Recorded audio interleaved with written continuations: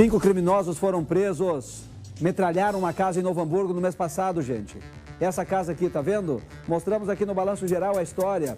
Agora a gente vai saber no detalhe o que aconteceu, o que a polícia conseguiu descobrir e quem são os presos. Jonathan Bittencourt chega ao vivo com as informações pra gente. Bittencourt, boa tarde. Boa tarde, Samuel. Boa tarde a todos que acompanham o Balanço Geral. Já vou fazer uma pergunta para ti, para ver se tu entende um pouquinho de latim. Vamos lá. O que significaria, na tua ideia, assim, na tua concepção, a expressão error in persona? É o nome da operação que foi desencadeada pela Polícia Civil. Error in persona. Será que é isso? Pessoa errada? Pois é. Vamos ter a resposta com o delegado, se de fato se trata de uma pessoa errada. O Samuel falou, pessoa errada. Quer dizer isso mesmo, delegado? Essa operação foi desencadeada porque houve um ataque a uma residência e que o alvo, na verdade, eles se enganaram, não era para ser aquele alvo. Uma boa tarde. Boa tarde, Jonathan, perfeitamente. Aconteceu, as investigações apontam para isso, tá? Que o alvo, a vítima que os autores pretendiam, ela não condiz com a vítima que foi atingida. Ela não morava mais ali. Ela não morava mais ali. Então, no erro in persona, é um termo jurídico derivado do latim, que descreve uma situação em que há um erro, um engano do agente em relação à vítima. Então, ele comete esse engano, ele pretende cometer um delito contra alguém específico, mas por engano, ele acaba cometendo o delito contra outra pessoa. Uma tentativa de homicídio que envolveu ao menos 3 pessoas, 3 que foram alvo da operação, mas 5 acabaram sendo detidos. Esses 3, qual o perfil deles e por que mais 2? A operação teve por objetivo cumprir 3 mandados de prisão temporária e 5 mandados de busca e apreensão em endereços vinculados a esses suspeitos. Foram presas 5 pessoas, 2 delas foram presas em flagrante por tráfico de drogas e por posse irregular de arma de fogo de uso restrito. Os 3 agentes, os 3 suspeitos, eles são conhecidos do mundo policial, eles já têm passagens, e as outras 2 pessoas foram presas no decorrer da operação por esses crimes que eu acabei de citar. Eu sei que o delegado não pode abrir aqui muita informação, porque existe um trabalho da Polícia Civil sempre contínuo de investigação para chegar a mais envolvidos, mas o alvo verdadeiro, né? Aquele que os indivíduos, que os criminosos queriam matar e que acabaram não encontrando na casa porque ele não morava mais lá, também tem envolvimento com a criminalidade e foi justamente por isso que esses criminosos foram lá para tentar executá-lo? A operação que a gente deflagrou ontem, ela é resposta a essa tentativa de homicídio. Só que essa tentativa de homicídio, ela ocorreu em virtude de um outro delito ocorrido uma semana antes aqui na cidade de Novo Hamburgo. Dá para dizer, então, que esse ataque ele foi uma resposta, uma espécie de retaliação ao que tinha acontecido anteriormente? Perfeitamente. Podemos dizer que sim.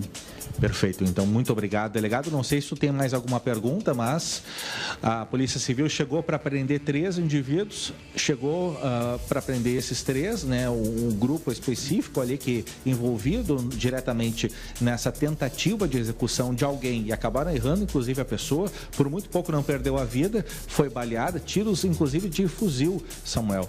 Acabaram levando esse homem para o hospital, sobreviveu, foi por muito pouco. Só que 5 acabaram sendo presos, porque também houve prisão por tráfico de drogas em flagrante. O Jonathan Bittencourt, esse alvo real desses bandidos chegou a morar nessa casa até quando?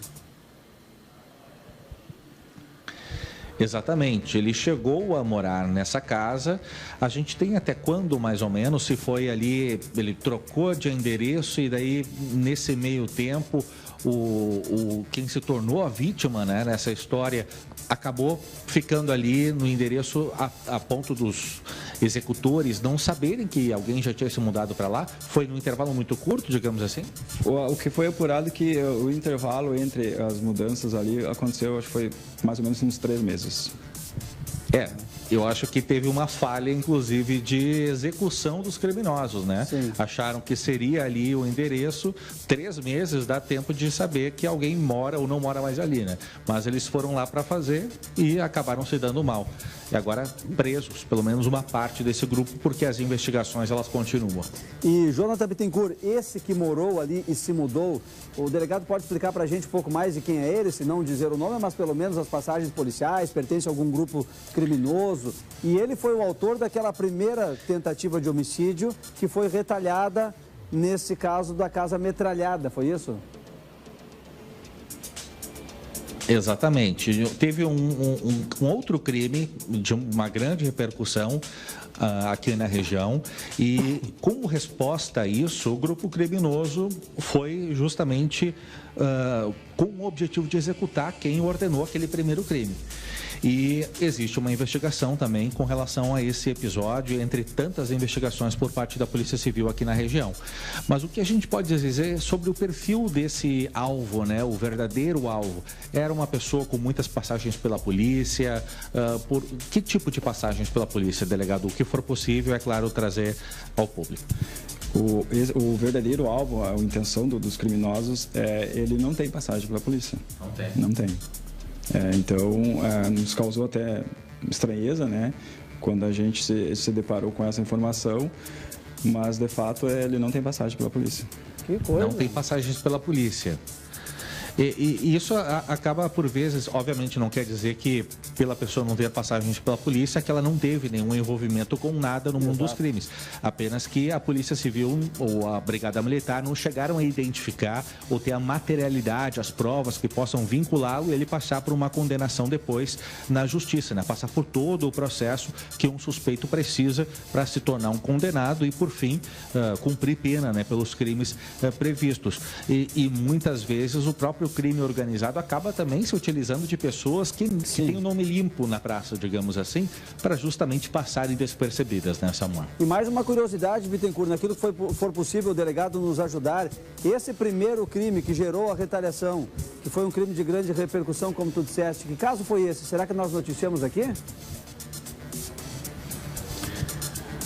Eu acredito que nós tenhamos noticiado, só que eu não posso trazer essa informação. Inclusive, a gente conversou aqui anteriormente que existe uma outra investigação em andamento, muito importante, inclusive, e que se a gente fizesse esse nexo, essa relação, ficaria escancarado, digamos assim, para os criminosos que têm um trabalho em andamento com relação a isso. E, como sempre, a gente respeita, né, o limite da polícia, porque o objetivo nosso e principalmente da polícia é colocar atrás das grades os bandidos envolvidos.